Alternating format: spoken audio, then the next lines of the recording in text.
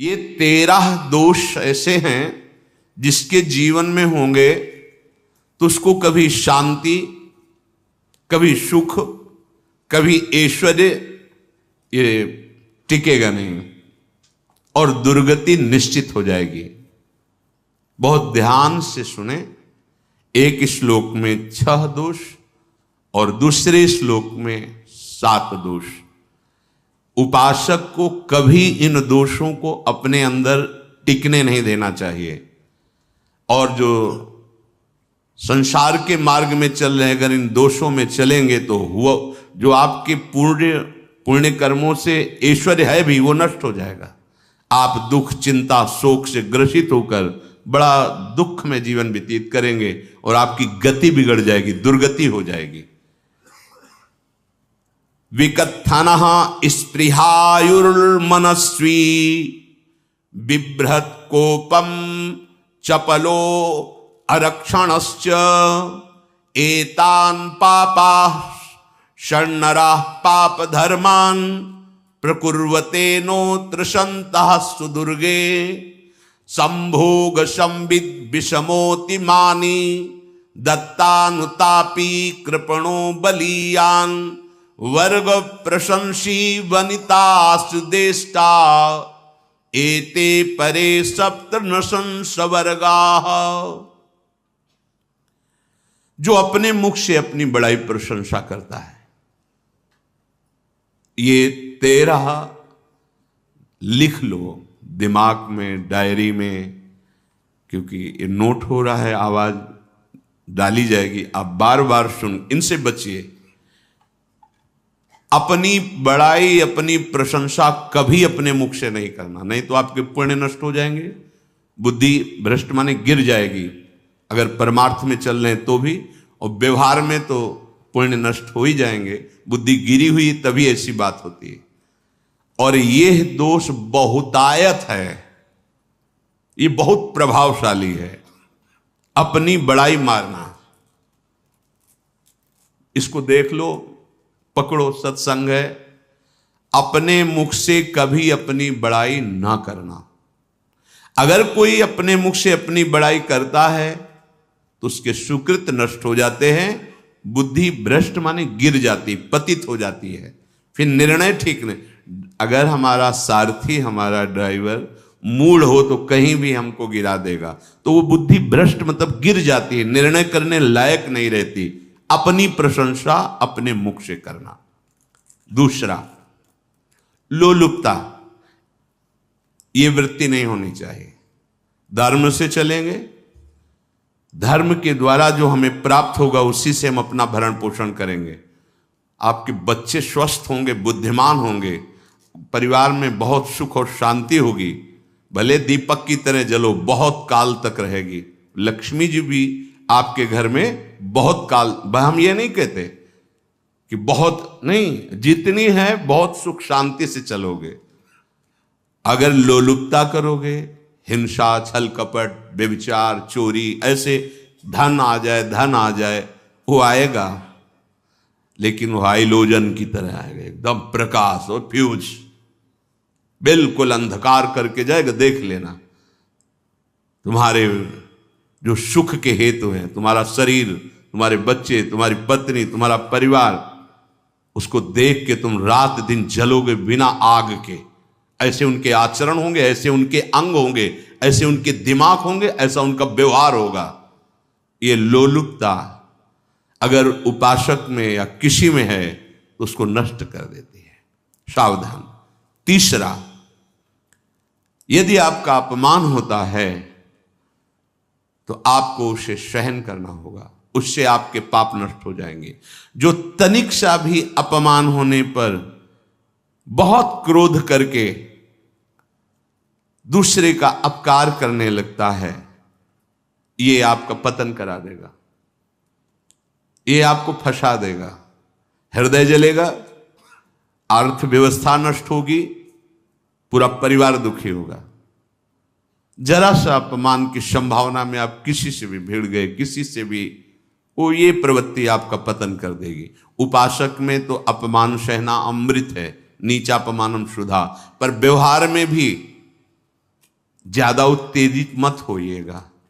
ये तो कुछ मिनट की बात है, अगर आपने उसे मारा पीटा, रिपोर्ट हुई कानून की, ओ फंसते चले जाओगे, अर्थ जाएगा, समय जाएगा, चिंतन जाएगा, बहुत तरह से हानि हो जाएगी। अगर आप सह गए तो आपका सहना उसके लिए आग बन जाएगा। उमा क्षमा साप होते भारी, तुम्हें दंड देने की जरूरत नहीं, उसका एक कर्म ही उसे दंड दे देगा। आप शांत हो जाइए, आप सत्संगी हैं, आप शांत रहिए। चौथा, निरंतर क्रोध और उसका चिंतन। बैठे बैठे बस द्वेषियों का चिंतन ही हो रहा है, अंदर क्रोध का चिंतन और द्वेषियों का चिंतन ही हो रहा है। द्वेष भरी बातें, द्वेष भरे क्रियाएं, उन्हीं का चिंतन करके जलते रहना क्रोध से। उपासक को तो क्रोध करना ही नहीं चाहिए, बहुत शांत। ठीक है, अभ्यास में कभी क्रोध हो सकता है, उसको फिर समन करो, अंदर से प्रायश्चित, जैसा कि अब गलती हुई आगे नहीं करेंगे। और व्यवहार में भी क्रोध को आप पीना सीखें। अगर बार बार आपका क्रोध प्रकट होता ही रहेगा, आपका स्वभाव बिगड़ जाएगा, आपके पुण्य नष्ट हो जाएंगे और आपका जीवन नष्ट हो जाएगा। देने वाला उतना दे देगा, आपको आनंदित रहो, पैसा खर्चा सब पूरे जीवन का विध्वंस मचा दिया क्रोध ने। कहीं भी आप देखो, किसी से क्रोध करके देखो, फिर देखो तुम्हारा भजन चल रहा है, तुम्हारी वो आनंद वृत्ति है नहीं, जलोगे और वो जलन और गुस्सा दिलाएगी और वो बैठे बैठे जलोगे नहीं। ये क्रोध जो है, ये चाहे व्यवहार में हो चाहे परमार्थ में, दोनों की हानि करने वाला है। और आश्रित जनों की रक्षा ना करना। अगर कोई भाग कर आपके पास आ गया है, कोई पशु पक्षी या कोई मनुष्य, आपको चाहिए कि अब चाहे हमारे पहले प्राण जाएं, उसकी रक्षा करेंगे। सीवी जैसे तो कोई बिरले ही होते हैं, पर इतना जरूर ध्यान रहे, जैसे कोई पशु पक्षी किसी भय से आपके सीमा के अंतर्गत आ गया है, अब उसकी रक्षा करनी है आपको। अगर आप स्वयं मार देते हैं या मरवा देते हैं, या आपके सुकृत नष्ट कर देगा, या आपकी दुर्गति का कारण बन जाएगा। और जो पाप कर्म उत्साहित होकर करते हैं, उपासक को तो बहुत सावधान रहना चाहिए, पर व्यवहार में भी जो नहीं करना चाहिए, अगर वो पाप कर्म आपके द्वारा मन में प्रेरित हो रहे हैं, संकल्प बन रहा है, क्रियाएं हो रही, दुर्गति पक्की, पुण्य नष्ट हो जाएंगे, दुख अशांति बढ़ती चली जाएगी, कभी शांति नहीं प्राप्त कर पाएंगे। ऐसा नहीं कि जो मन में आवे सो करे। पापाचरण निडर और उत्साहित होकर करना, अगर ऐसे लक्षण है, निश्चित दुर्गति होती है। ये 6, अपनी बहुत बड़ाई करने वाला अपने मुख से, लोलुपता, तनिक से अपमान में सहन ना करने वाला, निरंतर क्रोधी और आश्रित जनों की रक्षा न करने वाला, और निडर हर्षित होकर पाप कर्म करने वाला। दूसरे श्लोक में 7 है, 6 ये 7। 1, संभोग का ही चिंतन करना, संभोग में ही मन लगाना, संभोग दूसरी स्त्रियों के साथ करने की भावना रखना। संभोग, पहला है संभोग। रात दिन बैठे बैठे बस यही चिंतन करना, गंदी बातों का, गंदी बातें देखना, गंदी बातें सुनना, गंदी बातों का चिंतन करना। फिर अन्य माताओं बहनों के प्रति काम दृष्टि से देखना, कोई आ जा रही है तो दृष्टि से, काम भाव से देखना, भोग बुद्धि से देखना, निश्चित पुण्यनाश दुर्गति। बड़े बड़े उदाहरण इतिहास में हैं जिन्होंने ऐसा दृश्य नेत्रों से देखने की चेष्टा की, मन में संकल्प किया भोगने का, नष्ट हो गए, चाहे वो कितने बड़े प्रतापी हों। ये दुर्योधन कोई साधारण थोड़ी है, भगवान व्यासदेव जी के द्वारा ही तो लो, भगवान व्यासदेव जी ही इसकी उत्पत्ति का कारण है। आप देखो, इतने महान पुलस्त जी ही उत्पत्ति का कारण है रावण की। बस यही ऐसे दोष हैं जिनके कारण जीव नष्ट हो जाता है। ठीक है, धर्मयुक्त काम भगवान ने आदेश किया है, आपका पाणिक ग्रंथ संस्कार हो गया है, संतानोत्पत्ति की भावना से कुछ पवित्र तिथियों का त्याग करते हुए चर्चा में हुई है। एक नियम है, एक आदेश है शास्त्र का। आप बहुत काम प्रवृत्ति वाले हैं तो प्रत्येक मास में जब माताएं बहनें पवित्र हो जाती मासिक धर्म से, तो जिनका पाणी ग्रहण आपने किया, जो पत्नी स्वरूप है, वो ठीक है। वहां भी बार बार के लिए व्यभिचार प्रवृत्ति के लिए शास्त्र आदेश नहीं करता, संयम पूर्वक, और उसका चिंतन नहीं करना। पाणी ग्रहण संस्कार है, घर में विराजमान है, एक संयम एक नियम के अनुसार उसका चिंतन तो फिर भ्रष्ट कर देगा। चिंतन प्रभु का करना है, चिंतन प्रभु की सेवा जो आपके कर्तव्य, इसके चिंतन से बचो। घातक है, बहुत बड़ा जहर है। अगर विषय चिंतन होने लगा तो मरोगे, जिंदा जलोगे, दुर्गति भी होगी। ये अंदर की जो आग है ना, कामाग्नि, ये इतनी बढ़ती चली जाएगी, तुम्हारे होश खराब हो जाएंगे कि मुझे क्या करना चाहिए क्या नहीं करना चाहिए। कोवा मदांधो मदनातुरोवा, अंधा हो जाएगा, नहीं दिखाई देगा अनुजा तनुजा क्या है कौन है, कुछ नहीं, भ्रष्ट बुद्धि। संभोग का चिंतन नहीं। धर्मयुक्त काम आदेश है शास्त्र में। यदि आप प्रवृत्ति मार्ग में हैं तो अपनी पत्नी को जो पाणी ग्रहण स्वीकार किया है, वहां भी पवित्र तिथियों का त्याग करते हुए, एकादशी है, रामनवमी है, नव दुर्गा है, जन्माष्टमी है, राधाष्टमी, जो पवित्र तिथियों का त्याग करते हुए और ऐसे जो मर्यादाएं हैं उसके अनुसार, और कहीं पराई स्त्री के साथ संभोग की बात निश्चित दुर्गति पक्की है। ऐसे ही माताओं के लिए है, स्त्री शरीर के लिए है। यदि वो ऐसी गलत चेष्टा, तो पतिवंचक परपति रति करही, रौरव नरक कल्पसत परही। ये भोग चिंतन से बचने की चेष्टा कीजिए तो क्रिया से अपने आप बच जाएंगे। क्रिया के पहले चिंतन होता है, चिंतन से ही क्रिया का आवेश आता है। चिंतन संभालिए, इसी से भगवत प्राप्ति होती है, चिंतन से, और इसी से दुर्गति भी होती है। अनन्यश्चिन्तयन्तु माम, भगवान चिंतन कह रहे मेरा करो, कर्तव्य कर्म मेरे को समर्पित करो। अब जब चिंतन संभोग का होगा तो बुद्धि भ्रष्ट हो जाएगी। ये जो राक्षसी प्रवृत्तियां सुनने को मिलती है ना, कि ऐसा हुआ, वो देखा सुना और चिंतन किए, अब इतनी राक्षसी वृत्ति आ गई कि बस अब उनमें और राक्षसों में कोई अंतर नहीं रह गया। दूसरा, विषमता रखने वाला, सबके साथ बर्ताव ऐसा कि मैं बहुत श्रेष्ठ हूं और दूसरे सब नहीं, ऐसा व्यवहार नहीं। सब भगवत स्वरूप हैं, समान व्यवहार। जैसे आपके भोजन है तो जो आप पा रहे हो वही सबको दीजिए, बैठने की व्यवस्था, उठने की व्यवस्था, क्रम बाई क्रम, पर उसको भी नीच भाव से मत देखिए। उस कोटि का उसको प्यार दीजिए, दुलार दीजिए, सम्मान दीजिए। इतनी विषमता न फैलाते रहें अपने जीवन में कि आप सबके निंदा के पात्र बन जाए। विषमता नहीं, सबको प्यार। हाँ ठीक है, पुत्र का अलग प्यार है, भाई का अलग प्यार है, पिता का अलग प्यार है, पर हमारा व्यवहार प्रीति युक्त होना चाहिए, विषमता भरा नहीं होना चाहिए। अगर हमारे चित्त में विषमता ही रही तो संसार है, प्रभु नहीं है। जीत विषम संसार कीर्ति जग बिस्तरे। जो विषमता पर विजय प्राप्त कर लेता है वही भगवत प्राप्ति का अधिकारी। ये विषमता बहुत बड़ी हानि है। तीसरी बात, अत्यंत मानी होना। जहां आपके प्राण कमजोर होंगे, पुण्य नष्ट होगा, आयुश्री सब नष्ट होना है, ऐसे आचरण करवाएगा गुरुजनों के साथ, महापुरुषों के साथ। ये बहुत नीच प्रवृत्ति है। अत्यंत मान प्रियता, मुझे सम्मान मिले, उत्तम प्रवृत्ति है। सबको मान देना, स्वयं अमानी रहना। चौथा, दान देने की बात कह के मुकर जाना या दान देकर पश्चाताप करना।